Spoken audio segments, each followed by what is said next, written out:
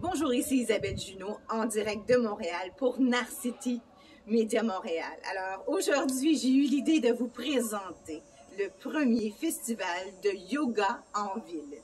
Yoga en ville est totalement gratuit pour une durée de 3 jours, du 20 au 22 août. Donc, 1500 yogis comme moi sont invités à participer, que ce soit seul ou en famille, pour découvrir cette pratique ou tout simplement vivre des moments intenses, que ce soit de vivre un cours de Hatha sur l'éveil sur soi, ou que ce soit tout simplement d'assister et de voir en multimédia. Ils vont vous faire des présentations de yoga, vous expliquer de où vient le yoga, comment pratiquer le yoga, quelles sont les différentes spécialités de yoga. Donc, c'est 3 jours à Montréal. C'est le premier festival l'après-COVID de yoga gratuit. Parce que normalement, nous avons un festival de yoga, mais à l'intérieur. Là, je me suis dit, santé, festival, l'après-COVID, il faut faire connaître ce festival aux gens, aux fans de Narcity Montréal. Donc, si vous aimez les DJ, vous aimez la bonne nourriture, vous avez des enfants, pas de problème. Il y a un air de festival juste pour les enfants. Ils vont apprendre le yoga comme les parents. Donc, si vous aimez le yoga, vous pouvez faire du yata. Le yata est tout simplement une pratique quand même assez active du yoga. C'est le classique du yoga. Vous avez le vinyasa qui est beaucoup plus actif. Vous avez le yin yoga, un de mes préférés, surtout lorsque l'on pratique cela en fin de soirée, les grandes soirées d'hiver, là, et il fait froid. Le yin yoga, ce sont le yoga avec des pauses beaucoup plus en profondeur. Donc, nous tenons les pauses plus longtemps. Alors, se retrouver entre yogis, quel bonheur! Je vous répète les dates, mesdames et messieurs, du 20 au 22 août. Alors, ce sont des cours gratuits de yoga. Il y a un horaire préétabli sur le site internet www.yogaenvillemontréal.ca.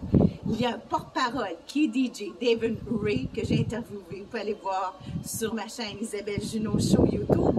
Vous allez voir la vidéo de cette entrevue parce que les jeunes aussi veulent savoir c'est quoi devenir un yogi, c'est quoi pratiquer le yoga. Ça vient de l'Inde, oui, mais une chance qu'il y a des gens comme à l'Alliance québécoise de yoga, l'Asie, le festival de l'Inde aussi de Montréal et évidemment une commandite essentielle à cet événement de 3 jours.